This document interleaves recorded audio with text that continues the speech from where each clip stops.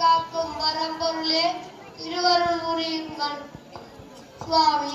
சமூகத்தை நாடி ஒரு நற்செய்தி கொண்டு வந்திருக்கிறேன். புரிகிறது நாரதா. இன்று உனக்கு வேறு இடம் கிடைக்கவில்லையா? சிவசிவா, அப்படி என்ன வேண்டாம். உண்மையாகவே நன்மையான காரியமாக வந்துள்ளேன். நாரதரின் வருகை நன்மையில் முடியும் என்றுதான் கூறுவார்கள். பரமேஸ்வரா, எவருக்குமே கிடைக்காத பலம் ஒன்று எனக்கு கிடைத்துள்ளது. இது சாதாரண பலம் அல்ல, ஞான பலம் என்று சான்றோர்கள் கூறினார்கள்.